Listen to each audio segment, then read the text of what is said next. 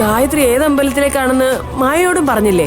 ഇല്ല മമ്മി, അമ്മ ഒറ്റയ്ക്ക് പോകുമ്പോ സ്ഥിരമായിട്ട് പോകാറുള്ള അമ്പലത്തിലേക്കേ പോകത്തുള്ളൂ. പിന്നെന്താ ഗായത്രി ഇത്രയും താമസിക്കുന്നത്? ഭാനുവിനെയും കൊണ്ടേ വരുള്ളൂ പറഞ്ഞ അമ്മ പോയത്. അതിന് അമ്പലത്തിൽ തന്നെ ഇരുന്നാ ഭാനു വരുവോ? പപ്പേട്ടനും ഇവിടെ ഇല്ലാതെ പോയല്ലോ. മോളെ, ഭരത്തിനെ വിളിച്ച് പറഞ്ഞപ്പം അവൻ എന്താ പറഞ്ഞത്? ഇങ്ങോട്ട് വന്നോണ്ടിരിക്കുക ആന്റി. മനസ്സിന് ഒരു സമാധാനം ഇല്ലല്ലോ ഈശ്വര. അമ്മയെ തിരക്കി പോയ സേതോടിനെയും കാണുന്നില്ലല്ലോ. ആ വല്യമ്മേ,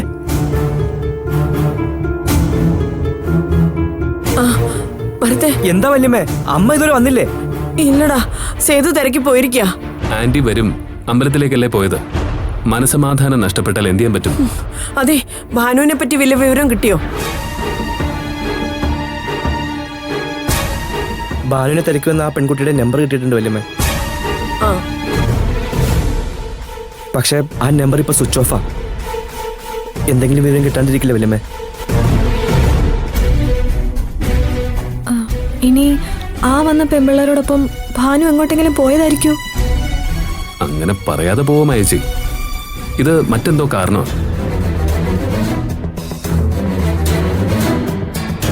എന്റെ ബലമായ സംശയം ഭാനു ഏതോ ട്രാപ്പിൽ പെട്ടതാണെന്ന്. അയ്യോ ദൈവമേ.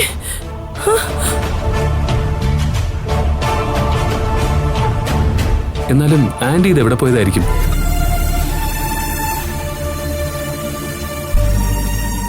ആരെങ്കിലും ഭാവനയെ വിളിച്ച് പറഞ്ഞായിരുന്നോ? ഭാവനയോട് ഇപ്പൊ ഈ വിവരം ഒന്നും പറയണ്ട സൂര്യ. ഒന്നാമത് അവക്ക് ഒരു റെസ്റ്റും ഇല്ല. ഈ വിവരം കൂടെ അറിഞ്ഞാ പിന്നെ നിങ്ങൾക്കൊപ്പം അവളും ചാടി ഇറങ്ങും.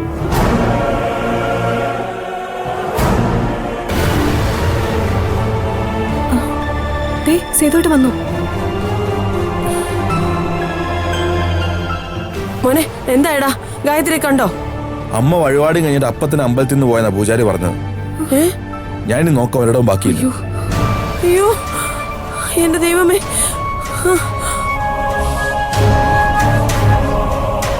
അമ്മ പിന്നെ ഇവിടെ പോയതോ? വേറെ ഏതെങ്കിലും അമ്പലത്തിലും കൂടി പോയതാണെങ്കിലോ?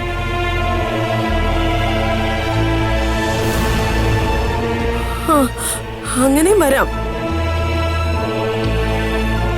അമ്മ ഇനി ഭാവനയെ കാണാൻ പോയോന്നറിയാൻ വേണ്ടി ഞാൻ സൂര്യയുടെ വീട്ടിൽ പോയായിരുന്നു. അവിടെ അമ്മ പോയിട്ടില്ല. എടാ, നീ ഈ വിവരം ഭാവനയോട് പറഞ്ഞോ? ഇല്ല വല്യമ്മേ, ഭാവന അവിടെ ഇല്ലായിരുന്നു. ആന്റിയോട് ഞാൻ പറഞ്ഞു. ഭാവന പിന്നെ എവിടെ പോയി? മാനസിക സുഖമില്ലാതെ ഹോസ്പിറ്റലിൽ കൊണ്ടുപോയെന്ന് പറഞ്ഞു. മാനസിക സുഖമില്ലാതെ ഹോസ്പിറ്റലിൽ പോയോ? എന്നിട്ട് എന്നെ വിളിച്ച് പറഞ്ഞില്ലല്ലോ. എടാ, എന്തായാലും നീ ഭാവനെ കാണാത്തത് നന്നായി. ഗായത്രി കാണാനില്ലെന്ന വിവരം കൂടി അവൾ അറിഞ്ഞാലേ അവളുടെ അവസ്ഥ പിന്നെ പറയണ്ടല്ലോ. ഭാവനെ വിളിക്കുന്നു. അതെ, ഈ വിവരങ്ങളൊന്നും പറയണ്ട. ഭാവന. സൂര്യ, സൂര്യ എവിടെയാ? ഞാനിപ്പോ തന്റെ വീടിന്റെ പുറത്തുണ്ട്. എന്താ സൂര്യ ആരെയും വിളിച്ചിട്ട് കിട്ടാത്ത? എന്റെ ഫോൺ ആരോ സൈലന്റിലാക്കിയിരിക്കുന്നു. കുറച്ചു മുമ്പ് സേതോട്ടൻ എന്നെ വിളിച്ചിരിക്കുന്നു. അത് ഞാൻ പറഞ്ഞിട്ട് സേതുവേട്ടൻ വിളിച്ചതാ.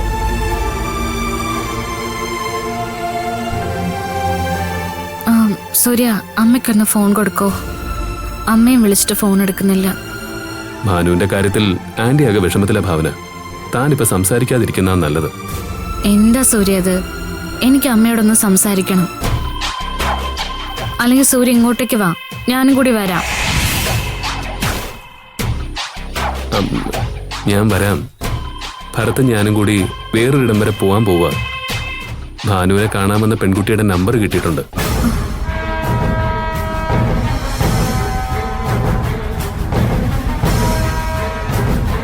അല്ല, മാനസിക സുഖമില്ലെന്നറിഞ്ഞു. ഇപ്പൊ എങ്ങനെയുണ്ട്?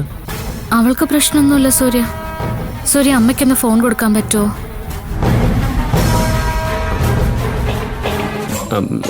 ഞാൻ തന്നെ വല്യമ്മയ്ക്ക് ഫോൺ കൊടുക്കാം. ഇതാൻ്റെ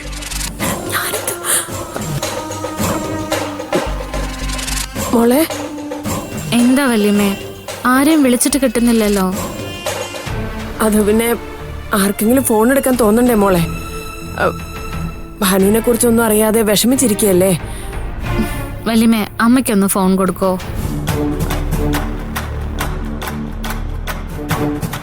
ഇപ്പോ ഗായത്രിയോടൊന്നും സംസാരിക്കണ്ട മോളെ. പാവം കരഞ്ഞു കരഞ്ഞ് തളർന്നുറങ്ങുക. ഇപ്പം വിളിച്ച് ബുദ്ധിമുട്ടിക്കണ്ട.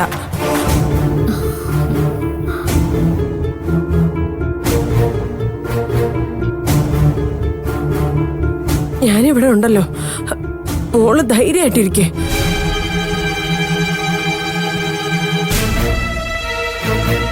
ദേ മോള് ആരോഗ്യം ശ്രദ്ധിക്കേണ്ട സമയം ഇത്, അത് മറക്കണ്ട.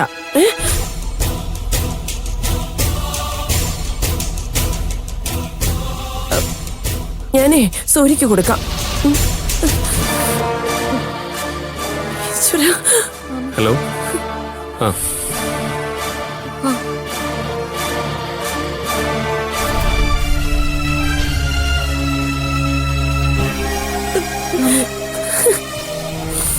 പാവം, എന്തൊക്കെ കള്ളോ ഞാൻ അവളോട് പറഞ്ഞത്. മനപ്പുറം അല്ലോ ഇല്ലേ, സാഹചര്യം ഇതായി പോയില്ലേ. എന്തായാലും ഞാനും സൂര്യേട്ടനും കൂടി ഒന്നുകൂടി ഇറങ്ങാൻ പോവാ. സേതുണ്ണ ഇവിടെ ഉണ്ടായിരുന്നോ? ഞാൻ അമ്പലത്തിൽ പോയി നോക്കിയിട്ടാ വരുന്നത്. ഞാൻ സൂര്യയുടെ വീട്ടിൽ പോയിട്ട് ഒഴുകി പോന്നു. രമേശേട്ടാ, രമേശേട്ടനും സേതുവേട്ടനും കൂടി അമ്മ പോകാൻ സാധ്യതയുള്ള ഇടങ്ങളിലൊക്കെ ഒന്ന് പോയി അന്വേഷിക്കും. ആ, ഞാനും സൂര്യേട്ടനും കൂടി വേറെ പോയി നോക്കാം.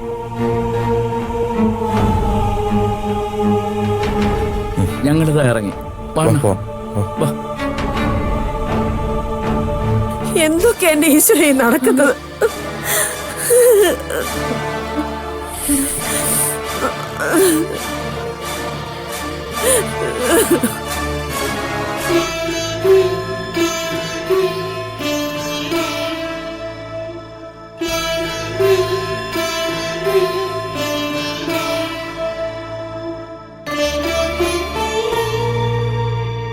അച്ഛാ, ഭാനുവിനും അമ്മയ്ക്കും ഒന്നും സംഭവിക്കില്ല അച്ഛാ.